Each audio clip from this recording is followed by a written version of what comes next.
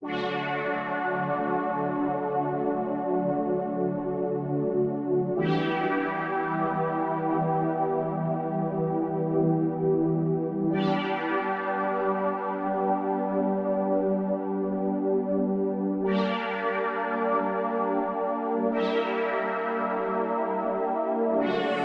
an album should take time.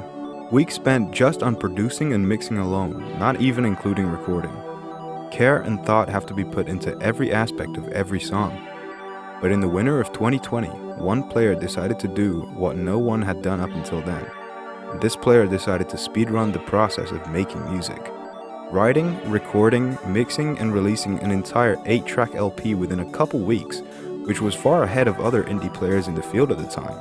Using extreme time-saving methods, as well as limited to no music theory, this player was able to skip large sections of the music-making process to achieve his first ever full album.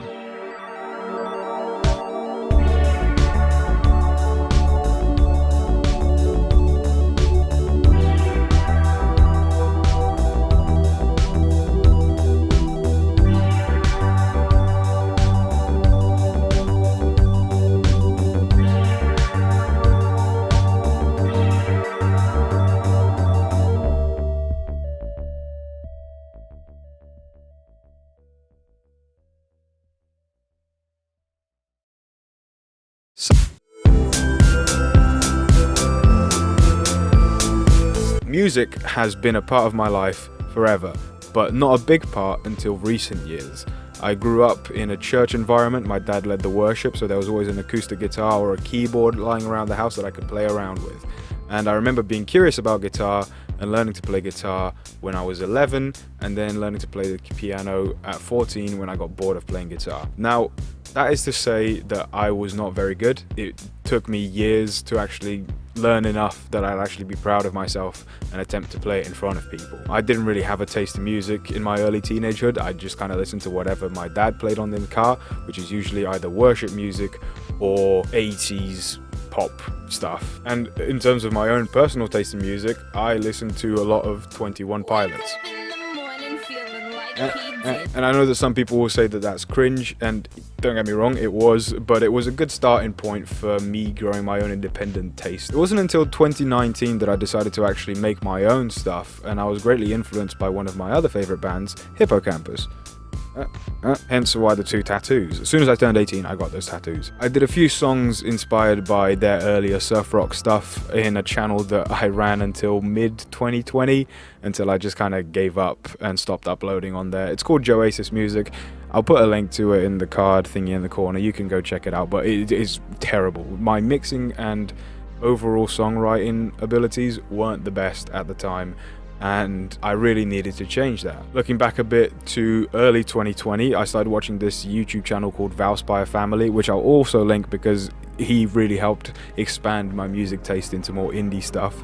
And I heard the song Freaks by Surf Curse playing in one of the videos and instantly fell in love with Surf Curse as a whole, and I just thought I have to be able to replicate this, otherwise I will not be happy with myself. I read somewhere that, you know, their music is very simplistic. They had drums, they had guitar, but most of the time they didn't even have a lead or a bass at all in their earlier stuff, and that stuff is still my favorite. I don't enjoy their recent things as much as Buds or the other one. This skyrocketed my love for surf rock and anything beach related, whether it be sun, water, not the sand, because sand sucks. It's coarse, rough and irritating. And it gets everywhere. And around that time where I started listening to Surf Curse, it was winter in the UK, where it was really cold and the sun was down by 4 PM, and it made me absolutely hate it. I was working from home a lot because of COVID times, and I was just kind of rotting in my room until the Christmas time of 2020, when I finally decided I've had enough and I need to get my creativity out somehow.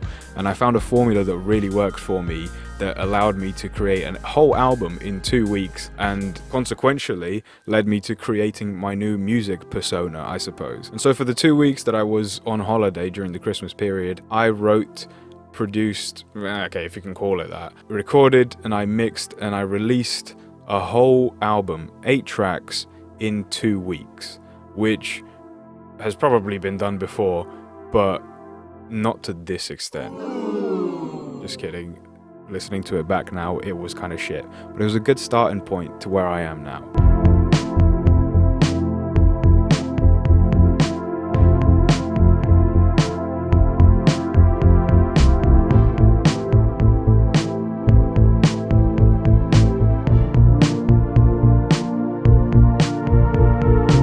When I started making full songs and trying to do arrangements, I was really bad. I was just getting to grips with my DAW, which I still use to this day, and it's none of the ones that you've heard of before, FL Studio, Logic.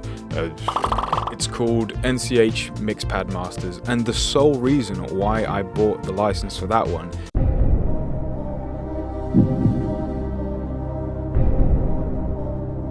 is because it cost £69. Yeah, I know, it's immature, but it was the best decision I've ever made because I absolutely love using this thing, and it was exactly what I needed to start making this project. I didn't know how the drum system worked, and I didn't like making my own drum loops because the samples were shit, frankly, and I didn't realize how I could download more until halfway through my second LP, Funland, which you should totally check it out, by the way, if you haven't. I still stand by that it's some of my best work ever. It took me way too long to record all the different layers and stuff that I wanted to make for full songs. I had big ambitions at the time, so I wasn't working on small projects like I did with Frankium. My microphone recorded a lot of white noise and I wanted to get rid of it. I wanted to have clean vocals, and at the time I didn't really know how to do that. Making even a small dent in a song would take me hours, if not days. So I decided to challenge myself, and much like Surf Curse's earlier music, I wanted to make something simple, to the point, and that could be done in a couple of hours max. These were my restrictions for the genre. I would only use 3 tracks for the instrumentals, 1 for the drums, 1 for the guitars, and the third one for either a bass guitar or a lead guitar, whichever I felt like would fit the song best. I would not go above the 3 for the whole album, and if I needed to record a lead and a synth, for example, I would just have to do it all in one track, in one take. My vocals were kind of similar as well. I did them all predominantly in the first couple takes. I didn't overdub, I didn't do anything like that. It was just as it was, and instead of trying to hide all of the white noise or hide it, try to make the vocals clean, I just decided to put a shit ton of effects on it, which means that you can't really hear it as much, but it certainly does fit the surf rock vibe, which I was happy with at the time. Now, as you can imagine, with these restrictions put in place, all of my songs would sound the same because, I'd be using the same effects on my guitar and my vocals, same drum samples, so I had to vary it somehow, and this is where it allowed me to be more creative with the choices I made. Each one of my songs would be written in a unique key. I would try to vary the BPMs as much as I could. For those who don't know, the BPM is how fast a song is, pretty much, and I tried to use different sounds where I could, which I'll go into a bit later.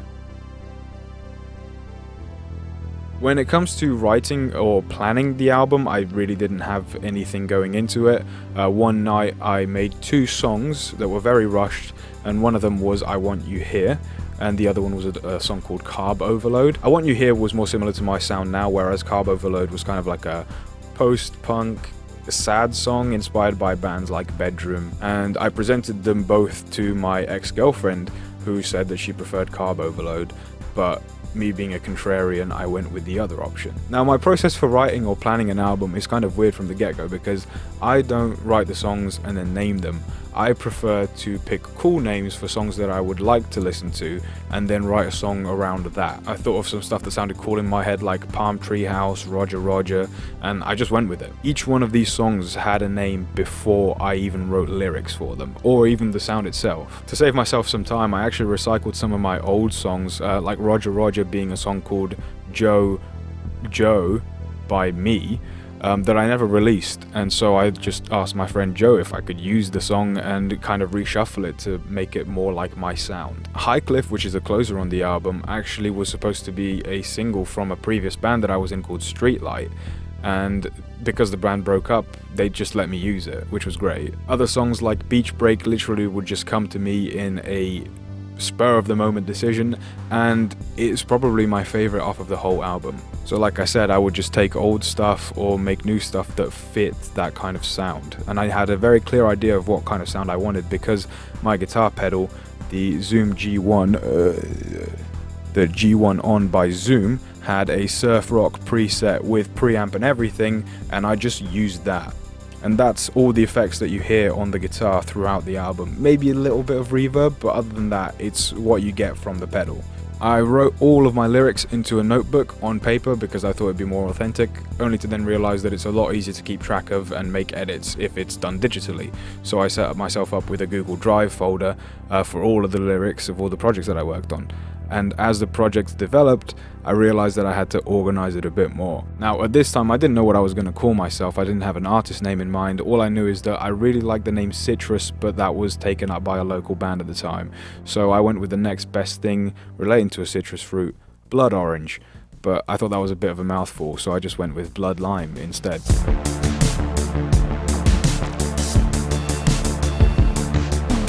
To keep this section simple, I'll only show you the general ways in which I recorded my songs and not go through each one of them individually. The drums were probably the easiest part. A couple of them I programmed in myself, like in Dried My Pen or Highcliffe. For I Want You Here and Roger Roger, I just used a simple drum loop from my pedal. And for the remaining songs, I used a secret technique called theft. The secret ingredient is crime. Now, I did ask permissions from most of the creators, but a lot of them didn't reply back, and I just used their sounds anyway.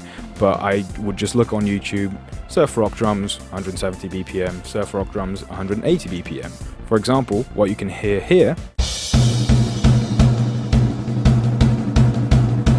is literally what I use for Beach Break, and what you can hear here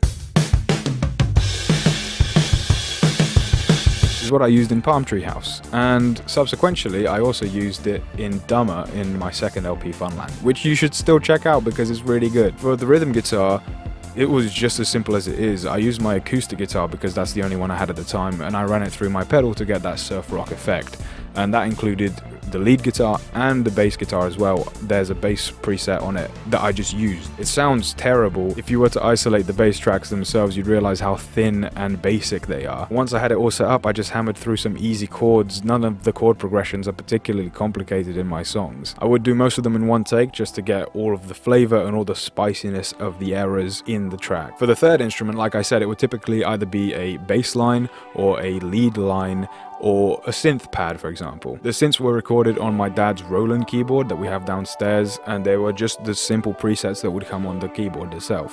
There you go, that's the Roland keyboard. It's a Roland RD 300SX, whatever that means. But I literally just used strings pads number 10.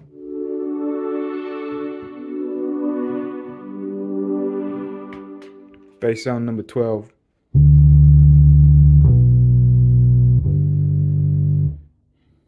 And that's it.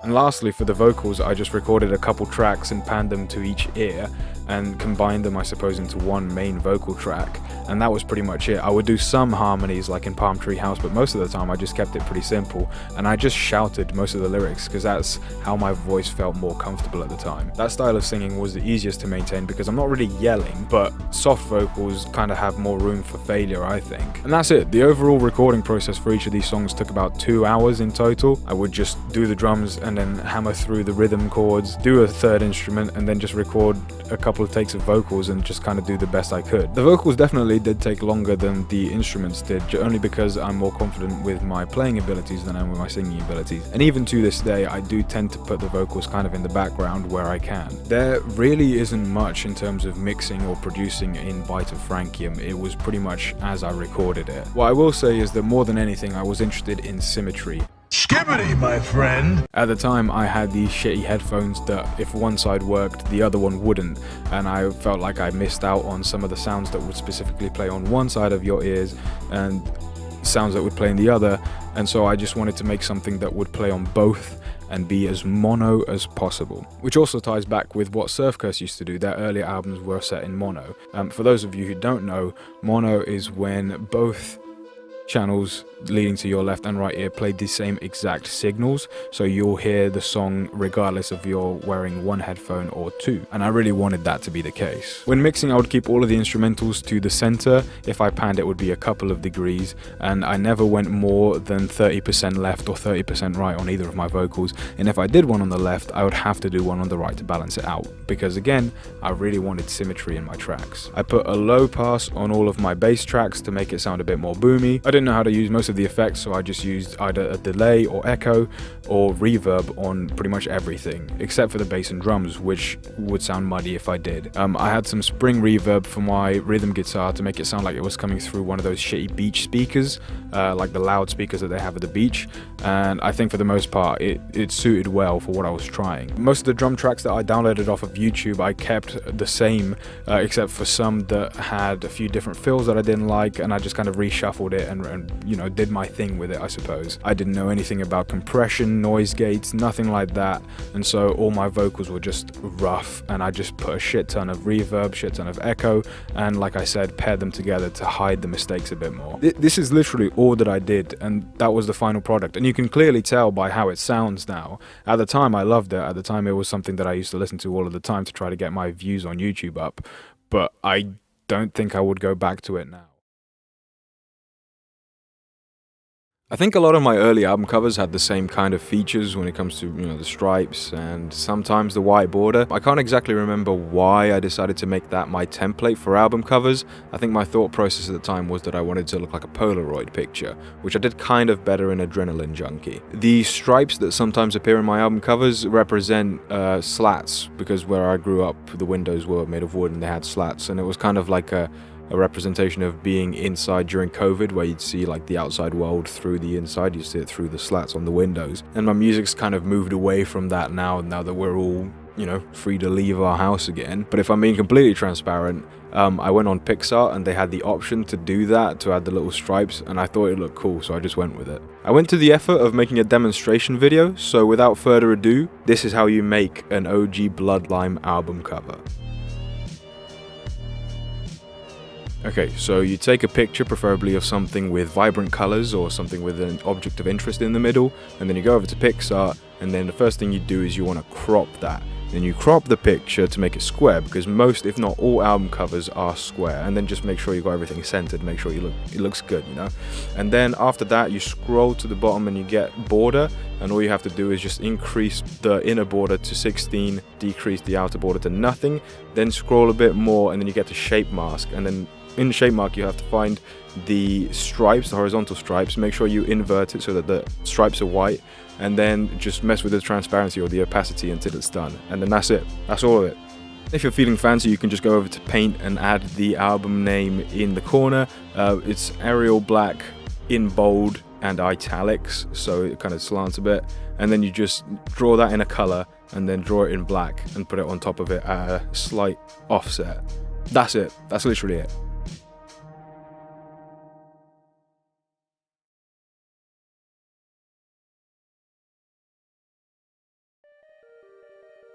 So it's been a while. I wasn't originally going to record this section because I didn't think it was that important, but actually upon reflection I can see that it is, while also being probably the shortest section of the video, which is what I did to release my music once I'd finished writing it. Essentially all I did was just upload them all onto YouTube. YouTube's studio for creators is actually quite useful and very helpful when it comes to showing you what to do and how to do it. I just made sure to put in as many tags as possible so that if people looked it up, you know, even if it's something like music, there's a chance that my videos might show up in their search. I released all the songs individually on YouTube at first and then on SoundCloud, but what I did was just upload the video as is, put in the album cover, I used Windows Movie Maker, and then just added a short description of what the song was. I used track number this from my first album by Frankium, and then the lyrics in the description, because I know that some of them are really hard to understand, so I really wanted to help people as much as possible,